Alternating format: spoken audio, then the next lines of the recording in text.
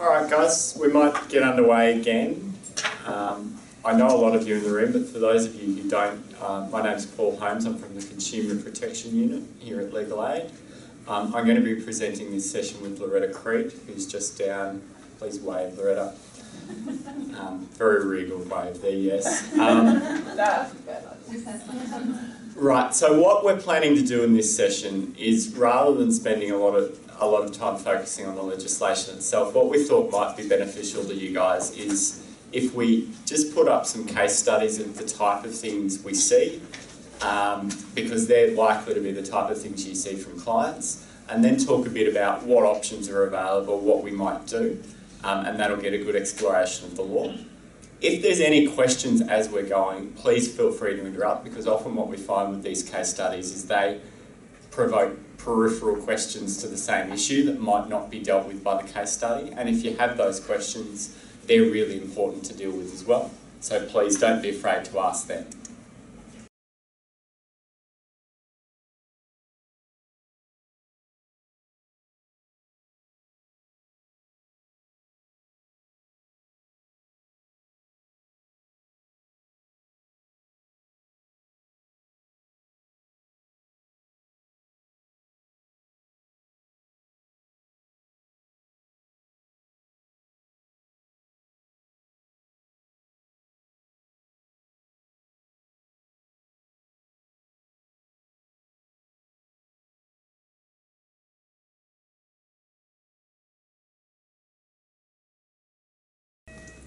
So I guess my question is this a type of issue you guys would see out there on a fairly regular basis?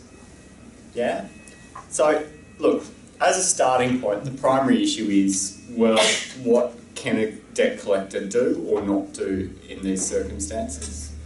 So, as I said, the first thing we were to say was, okay, this is more than 6 years ago, statute barred debt.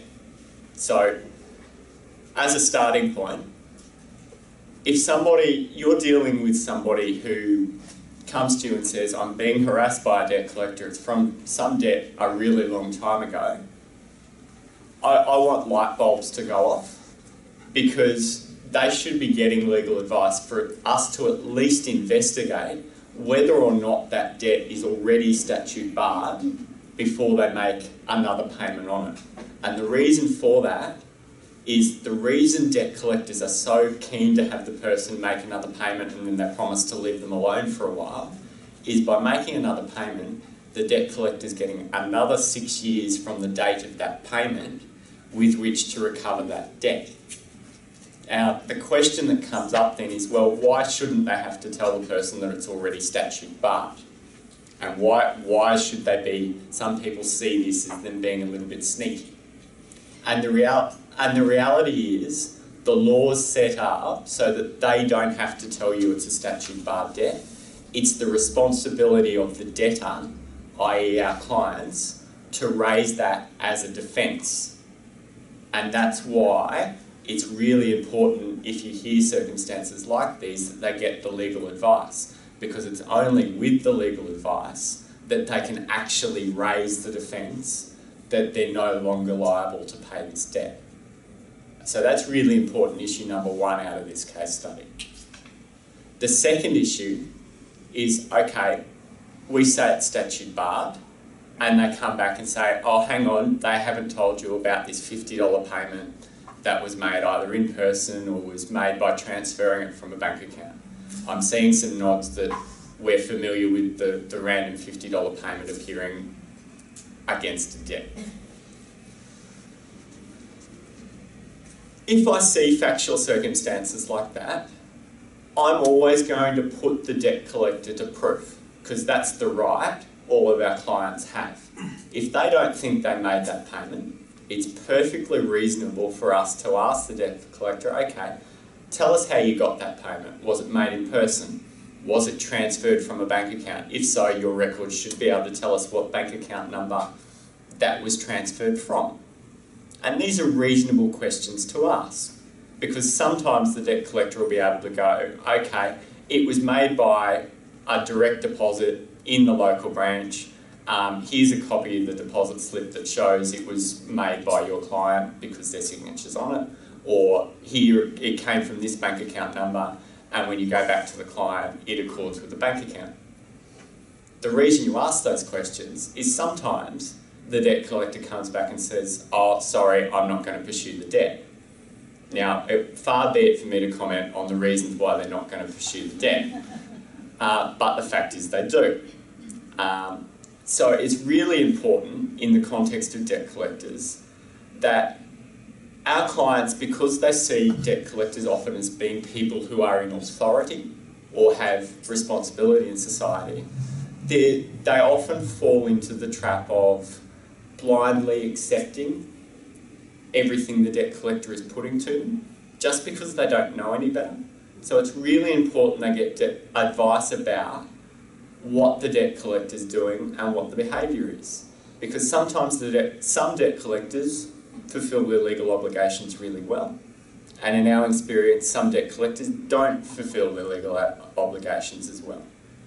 And the classic example of that was somebody I spoke to this week who had the debt collector say to her, if you don't sign this paper promising to pay us X amount of dollars a fortnight, we're going to report those goods that are secured stolen to the police. Which, if you don't have a legal background or you don't have experience like you guys do, you're likely to think, oh no, I'm in serious trouble here. Because most people in society think if somebody's done something wrong, you get punished for it. So if there's a threat or a thought that you've done something wrong, you're going to get punished. You're likely to believe that. In the same way you're likely to believe the debt collector that says you could go to jail if you don't pay this debt. And at law, that's not actually so. So it's really, really important if you're hearing that type of message coming out from a debt collector, that they get legal advice so we can give that reassurance, because those sort of things being said by debt collectors are really, really distressing, particularly if the person already has some sort of mental illness or is already under great stress. It can often be a tipping point that tips them from managing the situation okay into just not coping with any of the issues at all. The final issue I just wanted to cover in the context of debt collectors is just be aware that we're starting to see a couple of debt collectors saying to people things like, we're coming to value your bed because we're going to repossess it to pay your credit card debts. Shocked faces in the room, yes. Happily in Queensland, at law they can't. The Queensland legislation is really good in the sense that in the same way when you go bankrupt, there's a whole long list of basic personal property and possessions which you're entitled to keep. The Queensland legislation's adopted that same list as things that can't be repossessed to pay a debt, even if there's a court judgment against you. And they include things like bed, crockery, clothing, basic household appliances and goods. It doesn't stop the threat, and it doesn't stop the potential impact of the threat that is, oh, I need to keep this basic stuff, I won't eat today so I can pay that $20 a week, so that they don't take these things that I so desperately need. So if you hear people telling those stories, you might think they're fanciful. Our experience is they're not. Those people need legal advice, and where appropriate, we're happy to put the appropriate complaints to the regulators, because there is debt collection guidelines that all these debt collectors are required to comply with. And if they're not, the appropriate course, in addition to helping the client, is to point that out to the regulator and allow the regulator to take action as they see fit. Do we have any questions generally about debt collectors or anything I've put up there? No? I'll take silence as happiness with everything I've said. Sure. So is the message that one, they need to get legal advice, and two, if it's an old debt, don't pay anything until you get legal advice? Yes. Did everybody hear that? No? Okay, so the take-home message is two things. If there's a debt collector involved, we recommend legal advice.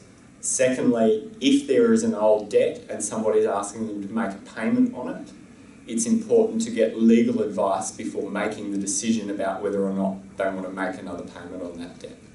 Does it apply to bank debts? Yes, it applies. The statute barred debt issue applies to bank debts unless the bank has security. So say if it's a mortgage and they've got security over the house, then they're still entitled to repossess or take the security to pay the loan.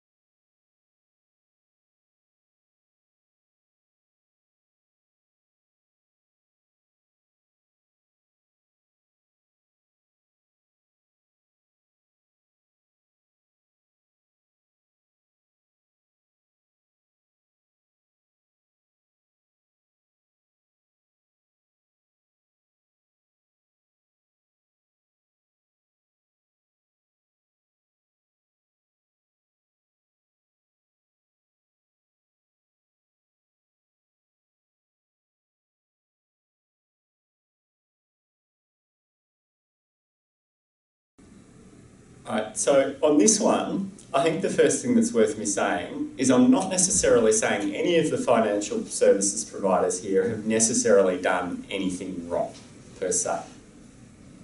Obviously there's the issue there that if you're in a relationship and you take out joint loans, the banks can come after one or both of you, and that's something that's often very poorly understood by people out there in the general public, the fact that debts from an old relationship can hang around from a very long time. But the bigger issue for me here is this poor woman has never got legal advice until this point and has been paying this debt for 23 years. And part of the discussion that in an ideal world would have been had with somebody in this position right at the beginning is what are the various consequences along the way. And then if she did in fact make the decision that she still wanted to pay the debt for 23 years and possibly for another 10 or 15, then that's her decision. But there are other issues there. In that previous case study, I said, okay, if she makes no payments on a debt for 6 years, the debt's statute barred and can't be recovered. There's other issues out there that if she decides that bankruptcy is an option for her, that's going to last for far less than 23 years and could clear the debt. Bankruptcy has other consequences though that a lawyer should talk to her about. The second issue is this idea of a Part 9 debt agreement. Once again, perfectly legal product that she's chosen to go into.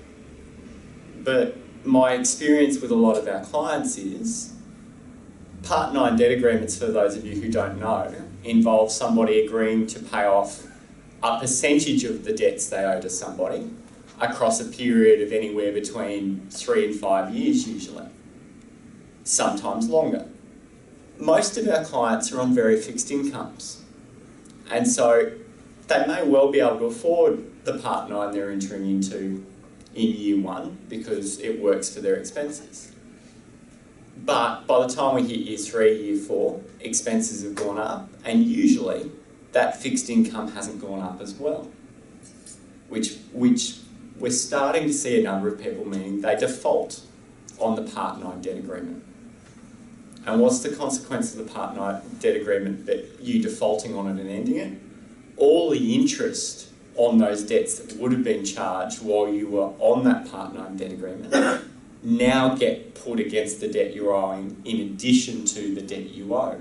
So what you thought you were owing often might double or have a significant portion of money added to the debt simply because you can no longer afford the Part 9 debt agreement. And it's the full amount of the debt. It's not the percentage of the debt that you agreed to pay off the loan. So the Part 9 debt agreement doesn't extinguish the other debts until it's fully paid out? That's correct. The Part 9 debt agreement doesn't extinguish the debts until the Part 9 agreement is fully paid out.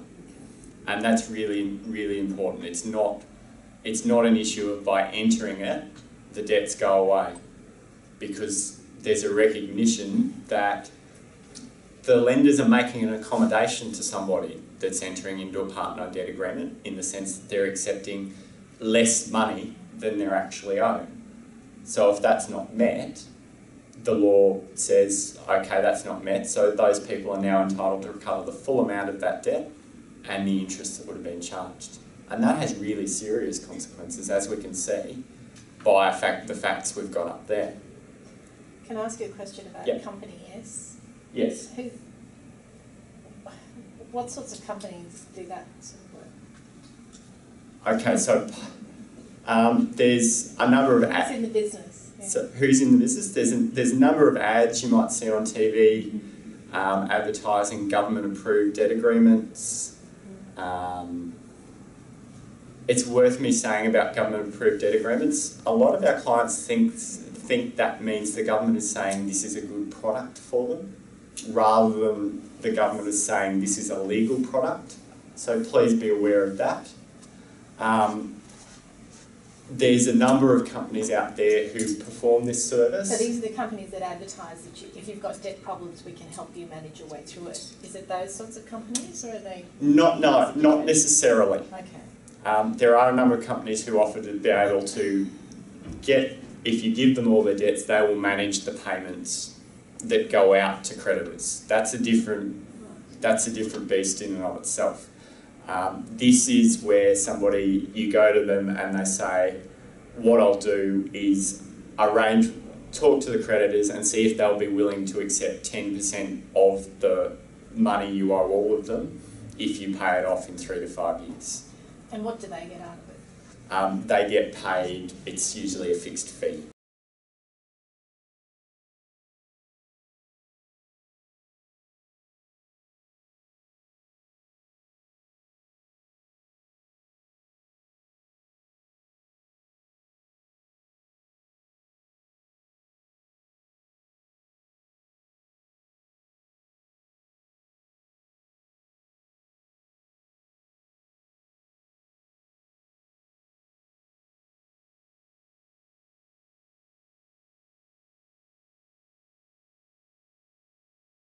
So the reason I put up this case study, and it's fairly typical of what we get here, is because I really wanted to talk to you about contracts that are sold door to door. And they're often called, they now have a special name, they're called unsolicited consumer agreements. And this is a fairly typical one, but there are other things that you might get sold door to door, like Christmas hampers, that Fiona was laughing about earlier on, but that was a very more typical one. Mobile phone contracts, which used to be a problem, and all sorts of the sorts of things that I've seen over the years just astounds me. When I first started practicing, it was all encyclopedias, which shows you how long I've been around. Cookware, water coolers, we've seen first aid kits, a whole range of things that are sold by this method. And like we always stress, and like Paul and Annalisa's stress, the earlier people can get in for advice about these sorts of contracts, the more we can do about them. Now, in relation to door-to-door contracts, there's 3 what I say are important time limits. The first is if you can get to them within the first 10 days after they entered that contract. The second time limit is 3 months, and then there's another time limit or cancellation period of 6 months, depending on what the seller of those goods did when they came to sell those products to the consumer. So, this client was very good because they came to us 2 days later after being sold this product. And that means that they were in the first 10 days you can cancel if it's seen as being an unsolicited consumer agreement. They can cancel for any reason. So his reason on the face of it was that he thought it was a pretty silly idea to agree to spend $6,000 on bedding products. He's entitled to cancel for that reason. However, he may also have other rights which you couldn't see from this story, which might allow him to cancel within 3 months, or in other cases within 6 months of signing.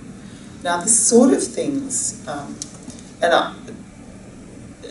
the reason why you might be able to cancel within 6 months is if the seller didn't tell you about the 10 days cooling off period, but also if they didn't give you the notice so that you could cancel within the 10 days or to cancel within the 6 months. So they're the sorts of questions that we would be asking the consumer, is what sort of documents did you get at the time that you entered this contract? Now, if you have a look at this example though, it wasn't done, this contract wasn't entered at home, was it?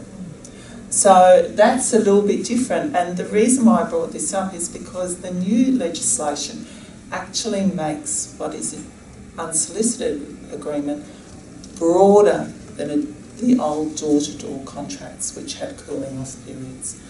And it includes any contract. There's two types of contracts. Contracts made over the telephone, so if somebody rings you at home and sells you something, that's telemarketing contracts are now subject to this legislation. And any contract that's entered into away from the business premises of the supplier.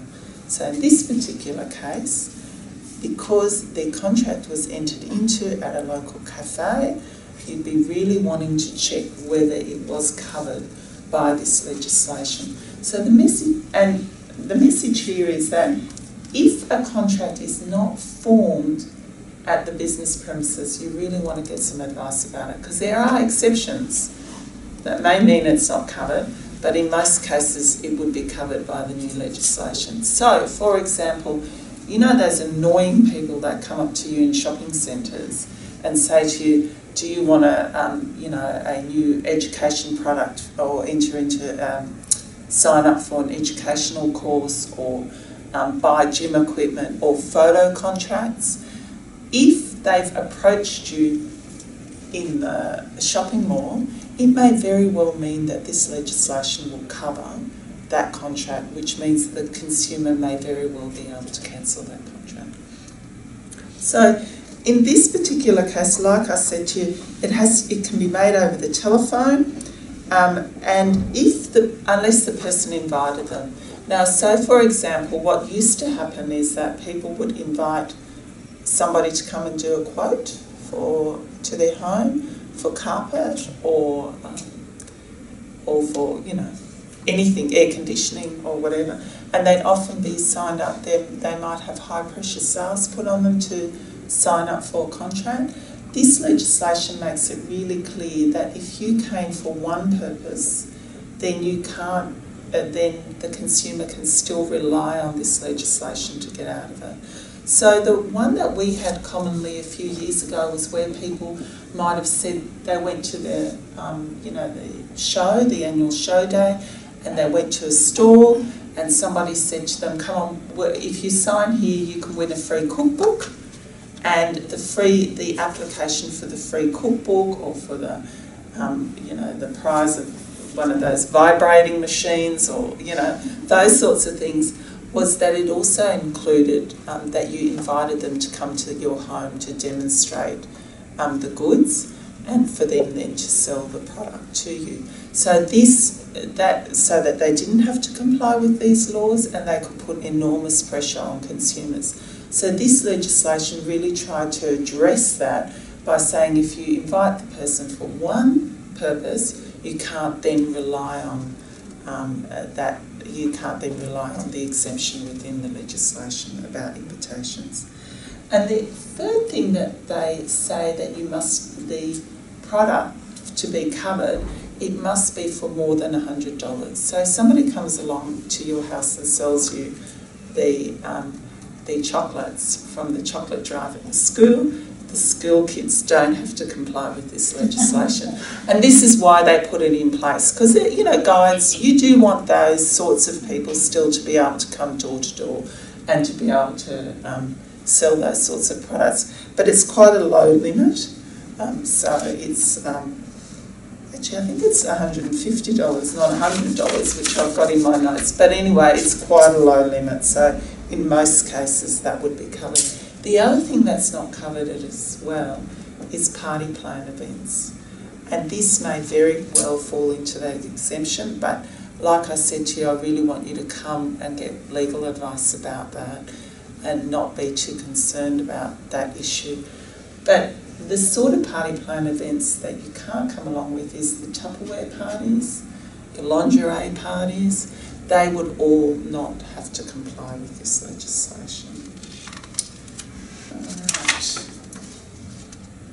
Now, what can you do in that case? So if this person has come to us within the 10 days, they're covered by the legislation, all they have to do is cancel that sales contract. But what happens to the finance contract if he cancels the sale contract? The legislation actually says that if you cancel the sale contract, there's an automatic cancellation of the finance contract as well. So it doesn't mean, you know, that the finance company can still chase you for the debt because you've already cancelled the other contract. So, and like I said, in this particular case, the finance contract included an application fee of $1,000 and 48% interest. Now, that really is to show you that this loan may very well be regulated by that legislation that Annalise talked about, which is the National Credit Code, because it was made to an individual. There was a charge for the credit. And look at the interest rate, it's pretty high. So if you have a look at that interest rate, you already think, is this really fair? Even if all the other things were right, you'd really want to be getting some advice about that if you saw an interest rate like that. And in fact, I can tell you as a lawyer straight away, looking at that, it wouldn't comply with the legislation because there are some restrictions on the amount of interest that can be charged, and the $1,000 would be taken into account in establishing what that interest rate is. So yes, there's a cap of 48% interest on all these sorts of loans, but if you add the $1,000 application fee, that would be above 48% interest. So in this particular case, what we did was we cancelled both the sales contract, the finance contract, but we also made a complaint to the Australian Competition and Consumer Commission. And this is really important because I can tell you he's not the only one that received that invitation in that invitation in that suburb to go along to this Sleepy Health seminar. And so what we wanted to make sure that they were doing was actually complying with the law, and that other people who might have been caught up in that wouldn't be disadvantaged, so that the Australian Competition and Consumer Commission in this case can investigate the company to see whether they're doing the right thing by all of the by every consumer.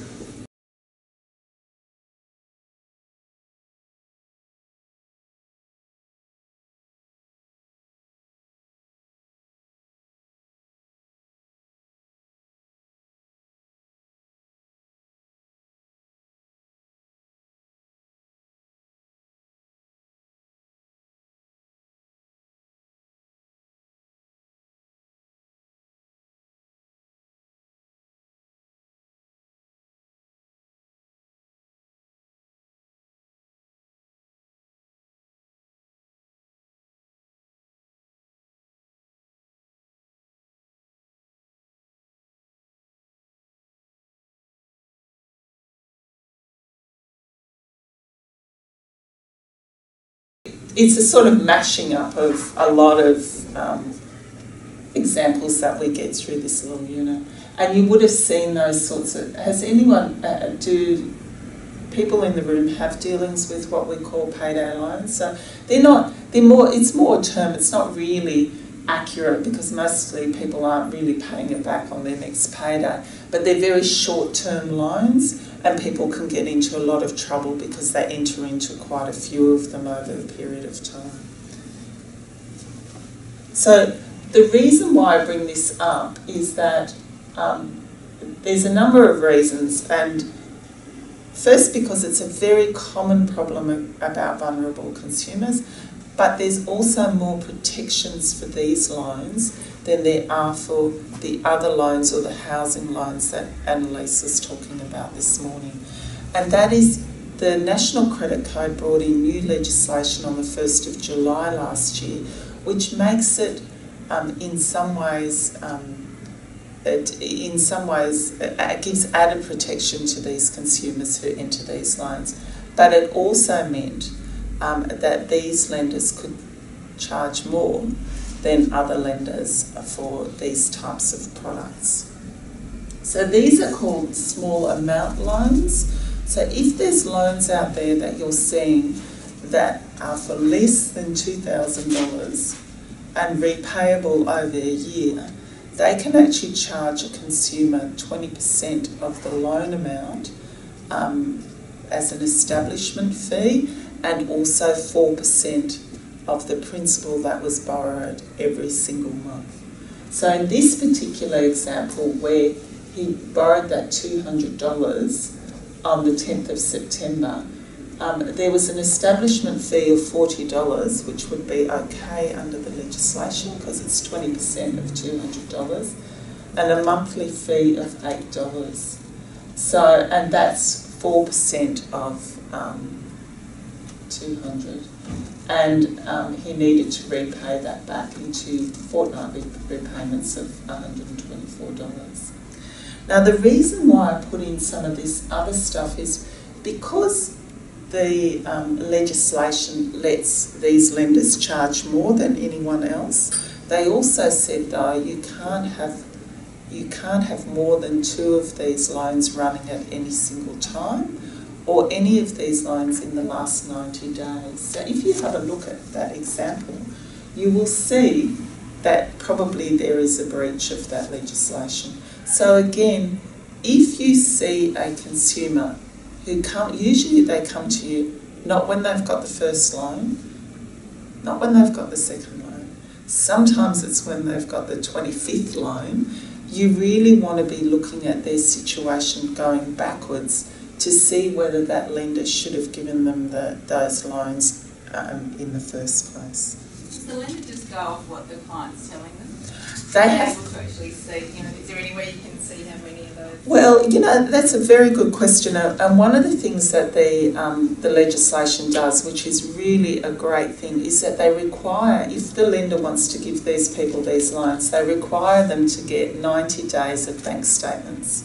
If you ever look at anyone's bank statements, you'll see the loans to, all these different providers. You'll see the payments made to, the electricity, the rent, the TV subscription fee. You'll see that often that they couldn't afford those loans really quickly from looking at their bank statements, but you'll also see that there's payments made to these other lenders. I mean, the reality is not many people make cash payments anymore on loans, and lenders don't want people to make cash payments because they usually get direct debit authorities, which allows them to take the money from their bank account, and it's a much more secure form of payment. So yes, sometimes there might be a loan that slips through, but it would be very difficult for a lender to argue that we didn't know what was going on if they've got the bank statements. Sorry, does that include as well, in the 2 they can have at once, does that include any of those sort of Mr. Rental contracts and things? No, but it would certainly be included about whether that loan was responsible. So not only can't they do, as soon as they've had more than 2 of these loans, the loan's deemed as irresponsible. But of course, if they have one of those rental contracts, then it just means that it might be irresponsible because simply there wasn't any capacity to pay, and you can much more easily demonstrate that. And that's a really good one because we see a lot of those rental contracts, but sometimes they're very difficult to see because sometimes they come directly from their Centrelink payments and may never go onto the bank account, but at least on the bank account it then shows the limited amount of income that's coming into the bank account. Look, when I always think that especially where you see consumers that have been in these loans for a very long period of time, it's always very good to get legal advice. And again, this is where, when Annalise was talking about it, it's really critical that we get as much of the documentation that goes with it as possible. And often our first job, which may be a very difficult job, is to get the documentation which shows what's happened over a long period of time. Are there any other questions about that particular example? Just to keep an eye on it in your practice, and if you see it, to go and get some advice for the client about it. Loretta, what if somebody's too afraid to approach their lender themselves to get the documents? Oh, that they can do it through a financial counsellor, or that simply we actually help people write the letters to go and do that as well. So as part of our advice, if a client comes to us and says we don't have any documents, the first thing that we might do for them is actually send them a letter that they can send themselves, which has all the sections of the code and the basis on which they can ask for the documents. And then if they don't get the documents, they can go to an ombudsman and just make a complaint about not getting the documents. I've done that on a number of occasions.